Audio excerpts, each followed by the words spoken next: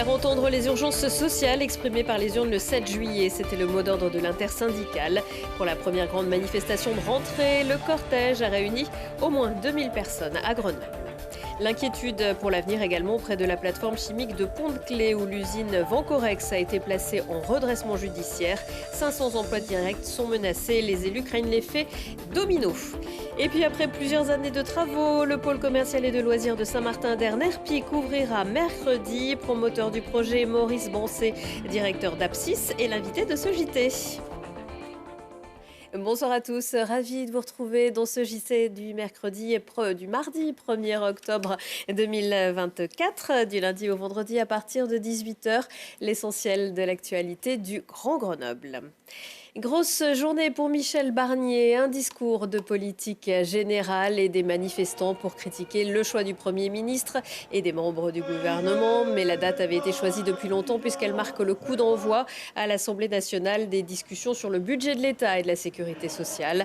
À Grenoble ce mardi matin, entre 2000 selon la police et 4000 personnes selon les organisateurs ont défilé de la gare à la place de Verdun.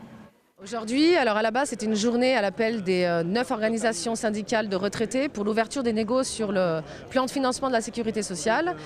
Finalement, les choses se sont confédéralisées, nationalisées. Donc c'est une journée de grève et de manifestation pour l'augmentation de tous les salaires et minima sociaux, l'abrogation de la réforme des retraites, la défense des services publics et de l'industrie. Que le gouvernement revienne sur la décision qui a été prise sur les retraites, le pouvoir d'achat.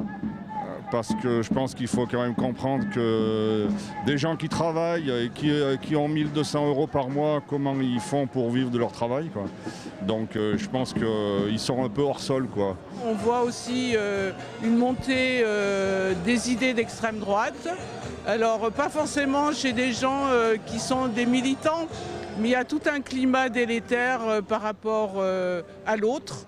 C'est-à-dire aux réfugiés, aux pauvres en fait. C'est la guerre contre les pauvres parce que tout ce qu'on voit, c'est qu'il y a des gens qui sont de plus en plus riches et puis en même temps des gens de plus en plus pauvres. Je suis venu ici parce que j'estime qu'on a voté effectivement contre le RN pour faire barrage, mais aussi pour des valeurs qui ne sont pas celles que j'ai l'impression que le gouvernement balance. On reste très inquiet.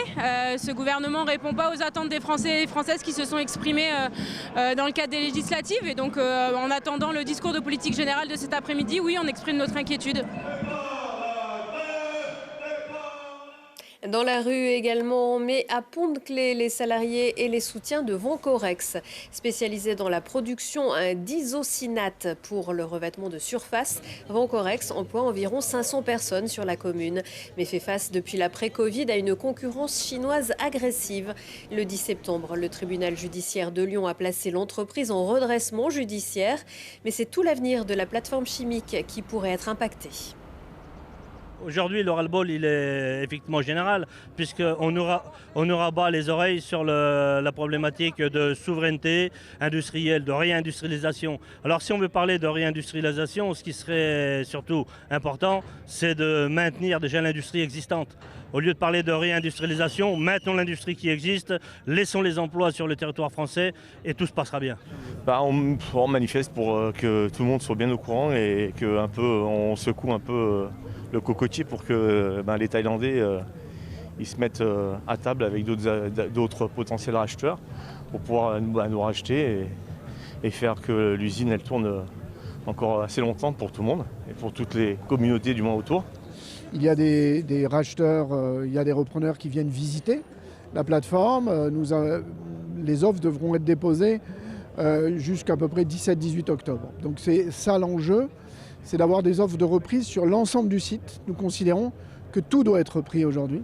On ne peut pas être dans une vente à la découpe du site de Pont-de-Claix parce que les enjeux en termes d'emploi sont très importants pour Pont-de-Claix bien sûr, mais pour la plateforme chimique de Jarry, pour toutes les activités annexes.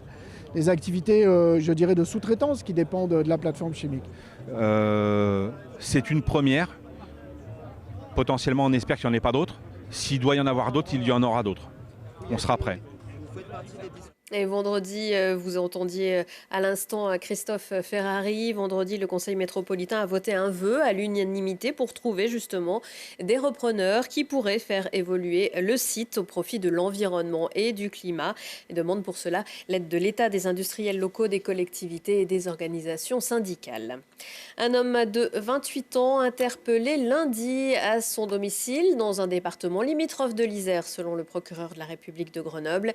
Il est soupçonné d'avoir il y a quelques jours exhibé ses parties intimes devant des fillettes dans les vestiaires et les toilettes des gymnases Maisonna de Pont-de-Claix et Guy Bollès de Crolles.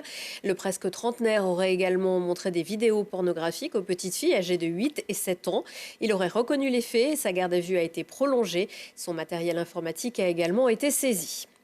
Une campagne de vaccination contre le méningocoque B devrait être organisée sur le campus de Grenoble avant la mi-octobre. L'Agence régionale de santé informera les étudiants concernés directement. Il s'agit d'éviter de nouveaux cas après l'hospitalisation mi-septembre de 3 jeunes gens. L'infection se fait par un contact direct, rapproché et prolongé avec une personne malade ou un porteur sain. Les symptômes qui doivent alerter: une fièvre élevée, mal tolérée et ou une ou plusieurs taches rouges ou violacées d'apparition rapide. Au boulot, vous avez vu la neige arriver ce week-end. Eh bien, le salon des saisonniers vous tend la perche mercredi après-midi au World Trade Center de Grenoble. Perchman, moniteurs, vendeurs, serveurs, animateurs, les acteurs des stations de ski recrutent pour cet hiver et font même valoir de meilleures conditions de travail. Toutes les offres sont déjà disponibles sur francetravail.fr avec le mot-clé saison 38. Souvenez-vous, la première fois qu'on vous a parlé du projet NERPIC dans ce JT, c'était en 2016.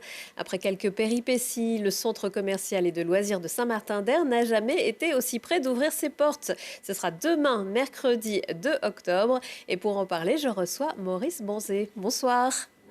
Vous êtes le fondateur et directeur d'Apsis. Apsis, c'est donc la foncière immobilière et le promoteur de ce projet. Dans votre portefeuille, 35 centres commerciaux en France et en Pologne. Qu'est-ce qui vous a séduit, il y a maintenant quelques années, dans ce projet NERPIC ? Ce qui nous a séduit, c'était la formidable opportunité que représentait cette friche industrielle et surtout la transformation urbaine possible que nous avons réalisée en transformant cette usine NERPIC en un lieu de destination de loisirs, commerce et restauration. Combien d'enseignes ont répondu à l'appel ? Alors, vous avez au global 110 enseignes, dont 20 restaurants. Vous avez à ce jour une commercialisation à 95% du projet, ce qui veut dire quand même que malgré un environnement économique un peu compliqué, on le sait tous, sur le plan général, les enseignes croient dans ce projet, croient dans son futur et ont adhéré à cette opération avec des enseignes de très très grande qualité dont 50% ne sont pas présentes aujourd'hui sur la métropole de Grenoble. Alors 2 grandes enseignes nationales, internationales et même locales. Alors nous avons effectivement plébiscité des enseignes internationales parce que c'est des enseignes qui attirent le public, des enseignes locales. Et il y a une grande partie de commerçants indépendants. Il y a 50% de toute l'offre qui est dédiée à des commerçants locaux indépendants qui connaissent bien le territoire grenoblois. Et pour nous, c'est une formidable valeur compte tenu de leur connaissance de ce territoire. NERPIC devrait accueillir dans un premier temps 6 millions de visiteurs par an, puis 8 à 9.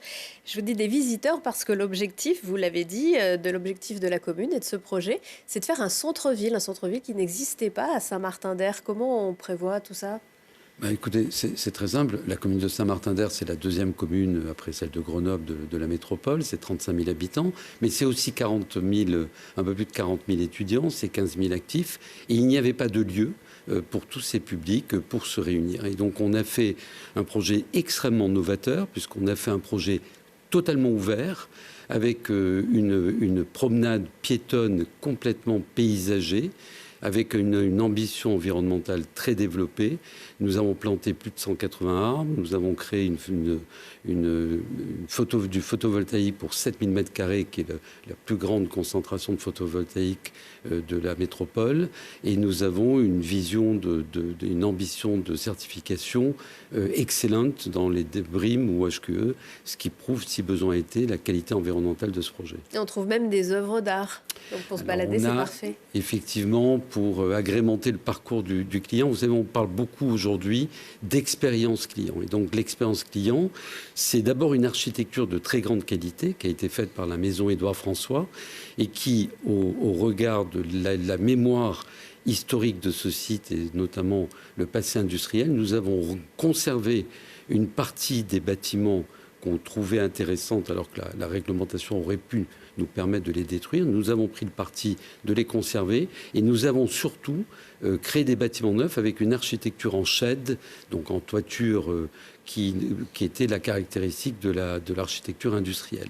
Au-delà de cette architecture de très grande qualité, vous avez toute une expérience de parcours piéton, comme je vous l'ai dit, en centre-ville. Vous avez un parcours artistique. Vous avez une douzaine d'œuvres artistiques avec des artistes, aussi bien des street art que nous avons organisé avec le Festival de street art de Grenoble, mais également des artistes internationaux qui sont venus implanter leur œuvre. Et donc, si vous voulez, l'expérience que le consommateur, que le visiteur va avoir, va être unique dans ce projet.